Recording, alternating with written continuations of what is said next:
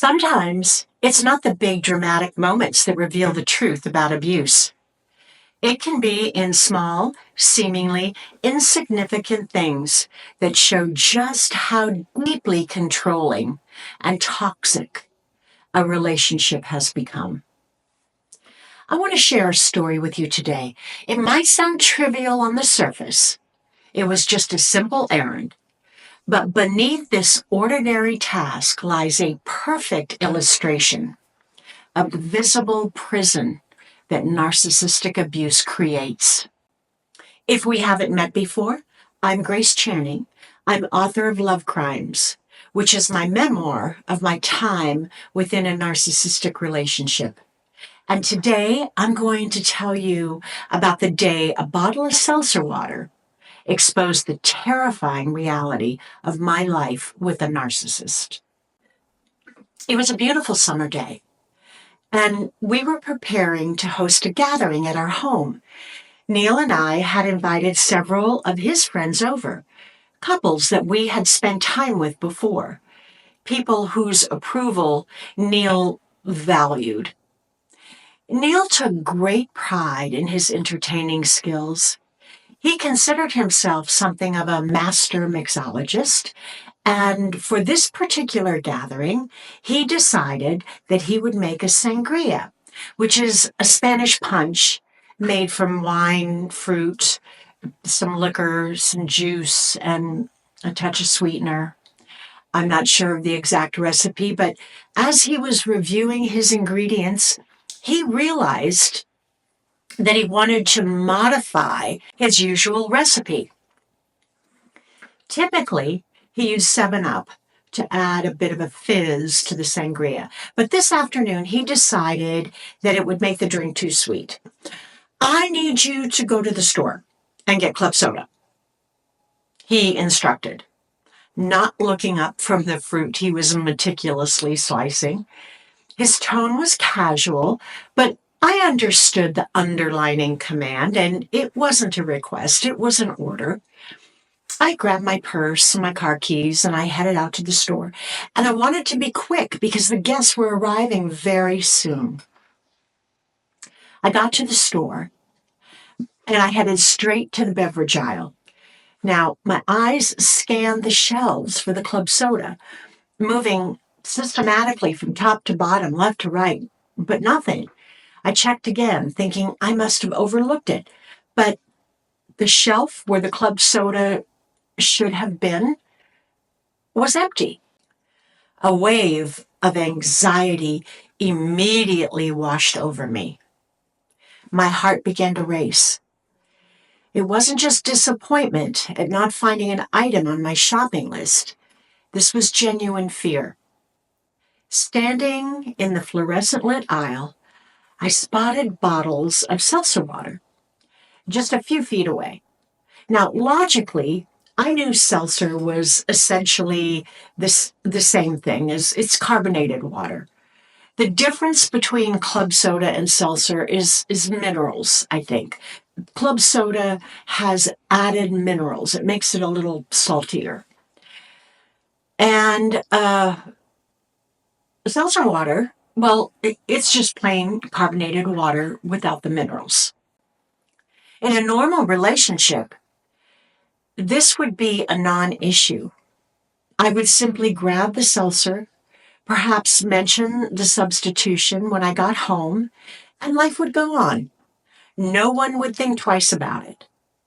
But as I stood there contemplating that bottle of seltzer, I wasn't thinking about beverage chemistry. I was calculating the risk. I was assessing the threat. I was quite literally trying to determine how much danger I would be in if I returned home with the wrong type of carbonated water. Let that sink in for a moment. I was afraid, genuinely afraid, of bringing home seltzer instead of club soda. If you've never been in an abusive relationship, it might sound absurd. How could something so trivial cause such anxiety? But if you've lived under the control of a narcissist, you're probably nodding your head right now because you understand exactly what was happening in that grocery store aisle. I checked the time. The guests would be arriving soon, and I didn't have time to drive to another store. I had to make a decision. Would I be in less trouble if I brought the seltzer, or would I be in worse trouble if I took the time to go to another store? The truth is, I instinctively knew either way was not going to be good. I grabbed the seltzer water, my hand slightly trembling as I placed it in the basket. As I walked to the checkout, my mind was already racing through potential scenarios. Like maybe he won't notice the difference. Maybe he will notice, but he won't care. Or maybe I could explain that the store was out of club soda, and maybe I could emphasize that seltzer was particularly the same thing, but beneath all of these hopes and thoughts was the knowledge born from painful experience that none of these rational approaches was likely to matter. What mattered wasn't the actual difference between the club soda and the seltzer. What mattered was that I had failed to bring exactly what he had specified. The drive home was a little excruciating. What should have been a quick 5-minute trip became an exercise in mounting dread. My chest felt tight. My breathing was shallow as I rehearsed excuses in my head, knowing, even as I did, that probably wouldn't help. It wasn't just anxiety. It was a full-blown panic response triggered by the anticipation of his reaction. My body knew what was coming before my mind would fully admit it. As I pulled into the driveway, I took a deep breath, trying to calm my racing heart. I reminded myself that we had guests coming, and maybe that would moderate his response. Maybe the presence of others would provide protection. It was a thin hope, but it was all I had as I walked through the door. The moment I stepped into the kitchen and he saw the bottle in my hand, I knew I had been right to be afraid. His face transformed. The mask of the charming host slipped, revealing something cold and furious beneath. His eyes darkened, his jaw tightened, and the temperature in the room seemed to drop 10 degrees. "What is this?" he asked, his voice dangerously quiet. I explained that the store was out of club soda, that the seltzer was essentially the same thing, and that no one would notice the difference in the sangria. But he wasn't listening to my explanation. He wasn't concerned about the actual impact on his drink. What mattered was that I had failed to execute his instructions perfectly. I had demonstrated independence, making a decision without his approval, and that was unforgivable. "You should have called me. You should have texted me. You should have let me know there was an issue." And then what followed after that was controlled but intense expression of rage. He didn't yell because our guests would be arriving any minute, but he didn't need to. The cold fury, the cutting words, the contempt in his eyes were far more effective than shouting would have ever been. I stood there, absorbing the verbal assault, feeling myself growing smaller with each word. The message was clear. I had failed. I was incompetent. I couldn't be trusted with even the simplest of tasks. I had ruined the gathering before it had ever begun. By the time the doorbell rang, announcing our first guest, I was emotionally shattered. But as Neil went to answer the door, I watched in astonishment as his demeanor instantly changed. The cold, furious man who had just been tearing me apart disappeared, replaced by the charming, welcoming host that others knew. He greeted our guests warmly, ushered them out into the patio, and proceeded to make the sangria with the seltzer water, never once indicating that anything was wrong. He even made a casual joke about the substitution, presenting it as a deliberate choice. Our friends saw the gracious host, the skilled mixologist, the attentive partner. They had no idea that just moments before, I had been on the receiving end of calculated emotional violence over a bottle of carbonated water.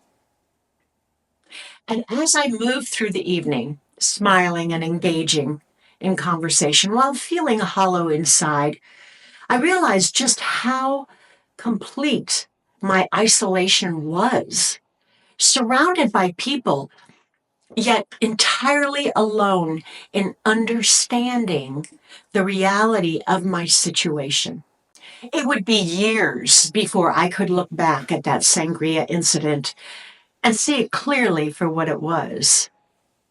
At the time, I was too deep in the fog of abuse to recognize the profound dysfunctionality of what had occurred. It wasn't about perfectionism.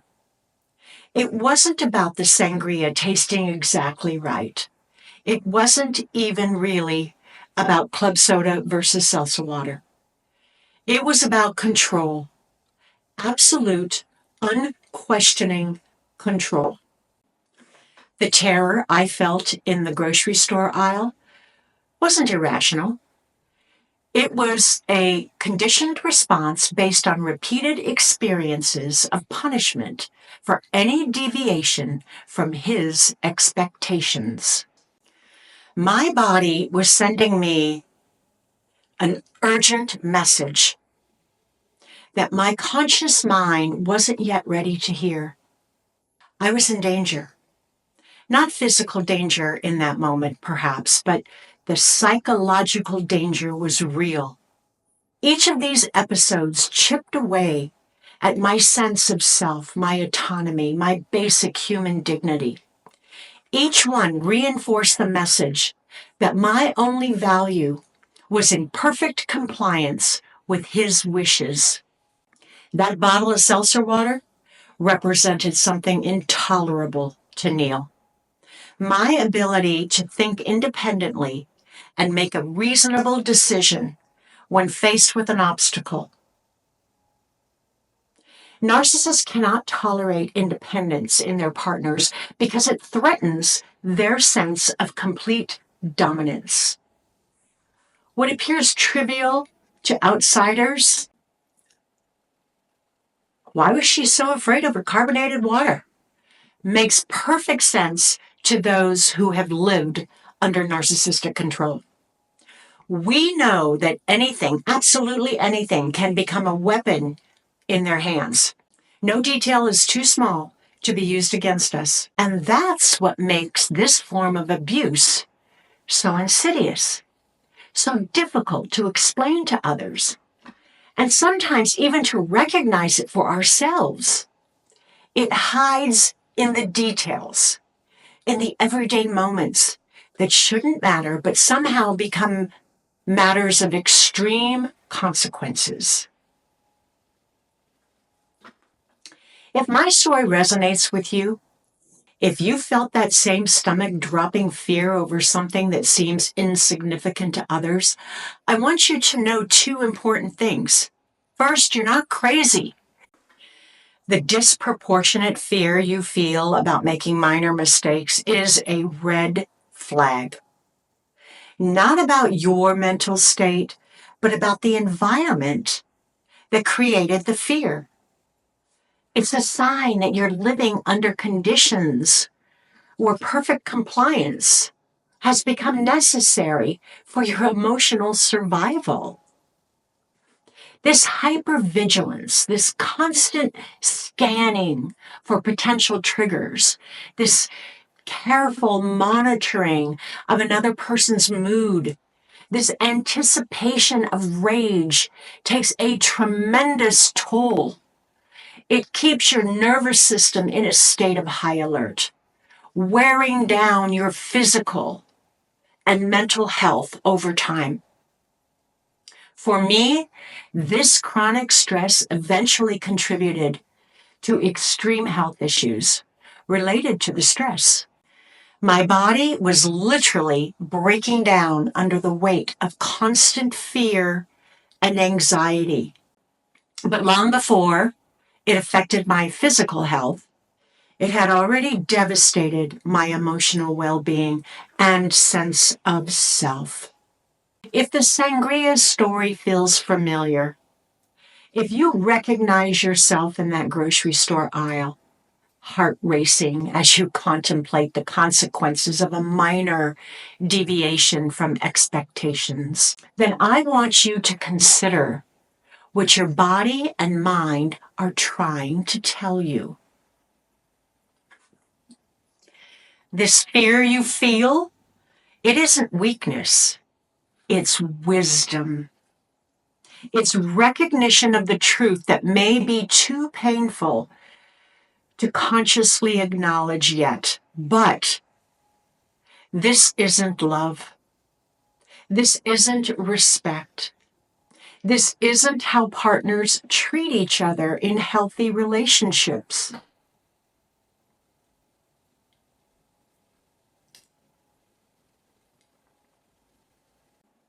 So, I'm going to talk about some steps that could help you along the way, beginning by validating your own experience. The anxiety you feel in these situations isn't irrational. It's a natural response to living under controlling standards, where the consequences for imperfection are severe and unpredictable. Next, I want you to consider documenting, journaling. However trivial these situations might seem, write down what happened, how you felt, and the response you received. Over time, this record will help you see patterns more clearly and counter the gaslighting that makes you doubt your own perceptions. When you're ready, allow yourself to imagine a life where bringing home seltzer instead of club soda wouldn't trigger fear, where simple human imperfection doesn't result in punishment, where you're valued for your mind and your heart and not your compliance.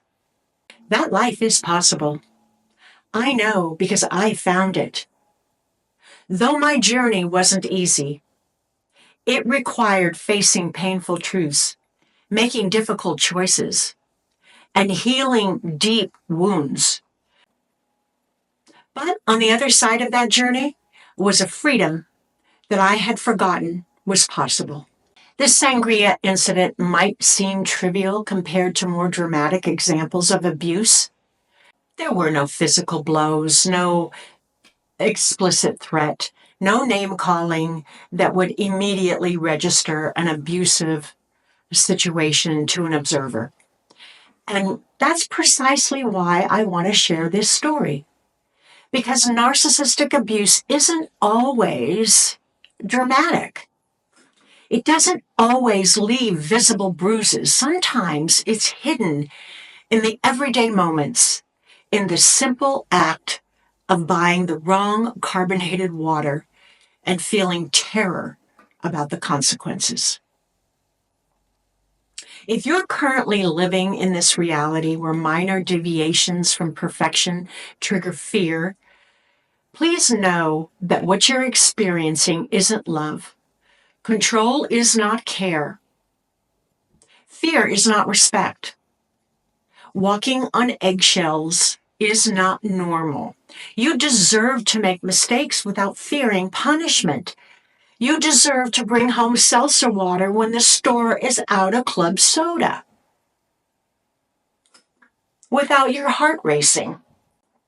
You deserve to live without the constant crushing weight of trying to anticipate and prevent someone else's rage. The life you're living now isn't the only possibility. There is another way to exist, one where you're free to breathe, to think, to make simple human errors without catastrophic emotional consequences. I found that freedom. You can too. Thank you for listening to my story today. And if it resonates with you, please share it with someone who might need to hear it and subscribe to our community. For anyone who needs a little peace in their life, I have created a guided meditation to help you find that peaceful place where you can begin to walk on the healing path. Just click the link in the description and it's yours for free. Until next time, I am wishing you peace and joy in your precious life.